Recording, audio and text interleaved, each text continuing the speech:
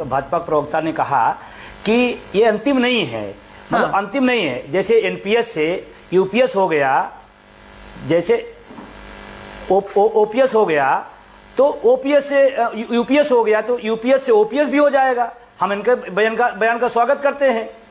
और यही काम कल वित्त मंत्री जी ने कहा कि एनपीएस वाले को भी ओपीएस में विकल्प रखा गया है। ऐसा माननीय मंत्री जी का कल का बयान है मीडिया में कि एनपीएस वाला यूपीएस में आ सकता है, विकल्प ले सकता है।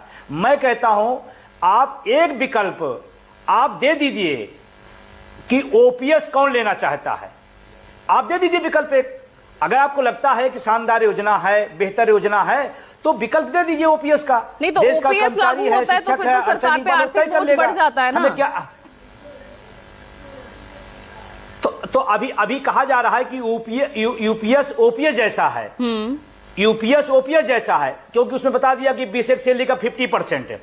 जबकि अभी इसमें भी झोला है, बेसिक सैलरी का 50% नहीं कर रहे हैं, कह रहे हैं कि ये साल भर का जो आपका वेतन होगा उसकी बेसिक सैलरी का औसत निकाला जाएगा, औसत पर 50%। और अगर 50% ही बेसिक को आपको देना है तो ओपीएस में भी तो बेसिक का 50% था, फिर ओपीएस से इतनी दिक्कत क्यों, उससे नफरत इतनी क्यों? और 20 साल आज इसको हो गए, लगभग 4 से लेकर 24 साल। इस 20 साल में जिन लोगों ने एनपीएस का टेंस झेला है, जिन लोगों ने इस एनपीएस में पीड़ा सही है, उसका क्या होगा? कल आप 20 साल बाद इसको बदल दे रहे हैं, अगले वाले 5 साल बाद 10 साल बाद फिर यूपीएस को बदल देंगे। तो नहीं तो उनके लिए व्यवस्था की है ना, उनको एरियर ब्याज के साथ मिलेगा, ये उनको व्यवस्था दी है। अब और इसमें बदला क्या नहीं, एनएसडीएल वही है, पीएफआरडीए बिल वही है, 10% कटौती वही है, सारी चीज तो वही है। आपने किया क्या? आपने सिर्फ एक नाम बदला है। वैसे भी ये सरकार नाम बदलने में होशियार है, हर चीज का नाम बदल देती है, तो नाम बदलने से काम तो नहीं बदल जाएगा। और अगर बदलना ही है तो मैं बड़ी विनम्रता से कहना चाहता हूं सरकार से, आज आपको मैं बताऊं, पूरे देश का कर्मचारी एनपीएस से जितना नफरत करता था, जितना दुखी था, उससे ज्यादा ओपीएस पर उसकी प्रतिक्रिया आ रही है। और जिन लोगों की बात किया इन्होंने कि वहां पर कर्मचारी नेता थे, मैं आपको बड़ी जिम्मेदारी के साथ कह रहा हूं, एक भी आदमी, सबके सब ओपीएस ले रहे हैं जो कल प्रधानमंत्री की मीटिंग में थे। अगर इतनी खूबसूरत ओपीएस है तो क्यों नहीं छोड़ देते हैं? हमको ज्ञान दे रहे हैं, वो ओपीएस लेंगे और हमको एनपीएस कभी बताएंगे अच्छी है, फिर कभी ओपीएस बताएंगे अच्छी है, ऐसा तो नहीं होगा कि आपके कर्मचारी संगठन ही इस मुद्दे पर बट जाएं।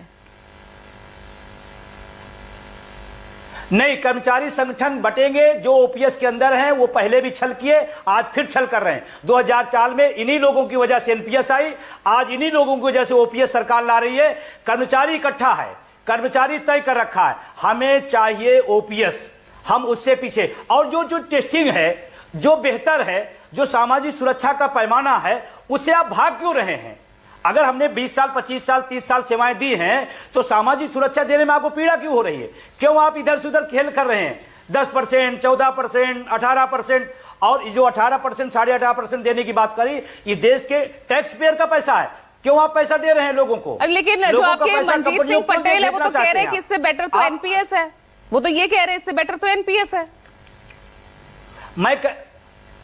मैं कह रहा हूं कि सबसे बेहतर ओपीएस है, और इस देश का 1 करोड़ से ज्यादा एनपीएस में जो पीड़ित है वो ओपीएस के पक्ष में खड़ा है। आज भी लगातार लोगों को ट्वीट आ रहे हैं, only OPS, no NPS, no UPS. Manjeet Singh Patel आप ही के हमारा नहीं, हाँ नहीं, मंजीत सिंह पटेल आप ही के राष्ट्रीय अध्यक्ष है ना। मैं बता रहा हूं पूरे देश, मैं बता रहा हूं, पूरे देश का जो कर्मचारी है वो एक लाइन में, एक स्वर में खड़ा है, हमें ओपीएस चाहिए।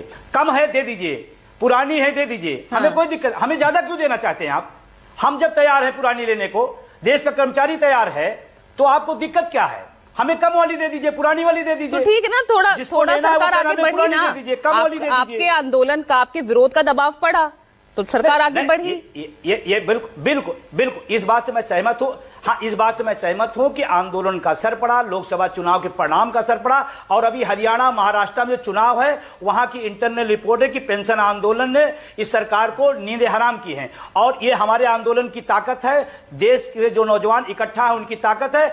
और इसी ताकत पर एक दिन हम सब लोग ओपीएस लेंगे। अभी माननीय जी ने बहुत अच्छी बात बोला, प्रवक्ता ने, कि जब एनपीएस अंतिम नहीं थी तो यूपीएस भी अंतिम नहीं है, तो अगला कदम ओपीएस पर। ठीक है, तो अनुमाचार्य, ये आप ही के एक चुनावी हथियार पर। दोस्तों, किसी के अच्छाई के लिए उम्मीद लगाना बहुत बड़ी बात है और इस उम्मीद को बिल्कुल भी छोड़ना नहीं चाहिए। इसका जीता जागता उदाहरण आपने जो वीडियो में अभी शख्स को देखा, विजय कुमार बंधु जी, ये इसका जीता जागता उदाहरण है। आप देखिए कितने सालों से ये पुरानी पेंशन योजना बहाली के लिए, कर्मचारियों की बुढ़ापे के सहारे के लिए सरकार से गुहार लगाते हुए चले आ रहे हैं और अभी भी संघर्ष कर रहे हैं। देखिए, उम्मीद, उनको सबको पता है कि इतनी जल्दी किसी भी कार्य में जल्दी सरकार फैसला नहीं लेती है, इतनी जल्दी डिसीजन नहीं आता है। लेकिन अगर आपने उम्मीद बांधी है तो एक ना एक दिन वो जरूर पूरी होगी। आप देखिए, जैसा विजय कुमार बंधु जी कहते नजर आ रहे हैं कि जैसे सरकार ने यूपीएस किया है वैसे ही ओपीएस कर दे। मतलब अभी भी वो चाहते हैं कि सरकार उनके बात मान लेगी। हालांकि समय लगता है किसी चीज को पूरा होने में। अब कई कर्मचारी ऐसा सोचते हैं कि यार कुछ नहीं होगा, ऐसा करने से ये नहीं होगा, वो नहीं होगा। लेकिन सबसे बड़ी बात दोस्तों ये है कि देखिए, अगर हम आज मेहनत करते हैं इस चीज के लिए कि आने वाला समय जो होगा हमारा सुरक्षित होगा, बुढ़ापा सुरक्षित होगा, तो सोचिए जब अगर ओपीएस लागू हो जाती है तो उस समय जो भी नए युवा भर्ती होंगे पुरानी पेंशन के अंतर्गत, तो उनको कितना फायदा मिलेगा और वो कितनी दुआएं देंगे। जितने लोग अभी यहाँ पर संघर्ष कर रहे हैं, सोचिए उनको कितनी दुआएं मिलेंगी कि नहीं, हमारे जो बुजुर्ग थे उन्होंने कितना सरकार के समक्ष संघर्ष किया, तब जाके आज ये पुरानी पेंशन योजना दोबारा लागू हुई है। फिलहाल जो पेंशन का मामला है, इस पर सरकार ये कहती है कि अर्थव्यवस्था पर बोझ पड़ेगा। लेकिन कहने वाली बात यह है कि जिन राज्यों में पेंशन बहाल हो रखी है, वो किस प्रकार से कार्य कर रहे हैं। सुखविंदर सिंह सुक्खू जी एक इंटरव्यू में उन्होंने ये भी बात बोली थी कि देखिए 2004 का व्यक्ति जो है वो रिटायर होगा 24 में, और हर 2004 का भर्ती व्यक्ति 20 साल में सर्विस करके नहीं जाएगा। कुछ जल्दी जाएंगे, कुछ लेट जाएंगे, कुछ पूरी सर्विस करके जाएंगे। और ज्यादातर जो स्टेट गवर्नमेंट एम्प्लॉय होते हैं वो पूरी 60 साल सर्विस करते हैं। तो तब तक कोई ना कोई और रास्ते निकाल लिए जाएंगे जब वो रिटायर जाएंगे। तो अभी बोझ बढ़ना ना बढ़ना वो तो एक अलग मैटर है। लेकिन देखिए, जो ये सरकार कह रही है कि हाँ बोझ बढ़ेगा, बड़े लेवल का मामला है, कह सकते हैं। लेकिन जहां देखा जाता है कि भाई कुछ व्यक्ति को ओपीएस मिल रही है और कुछ व्यक्ति को यूपीएस एनपीएस मिल रही है, तो ये थोड़ा सा कर्मचारियों को बात हजम नहीं हो रही है, इस पर एक रूपता नहीं दिखाई दे रही है। और इसी की लड़ाई है कि या तो पेंशन सबकी एक समान हो जाए और या तो सबको पुरानी पेंशन योजना का ही लाभ दिया जाए। अब देखना बाकी यह है कि सरकार क्या कुछ लेकर आएगी।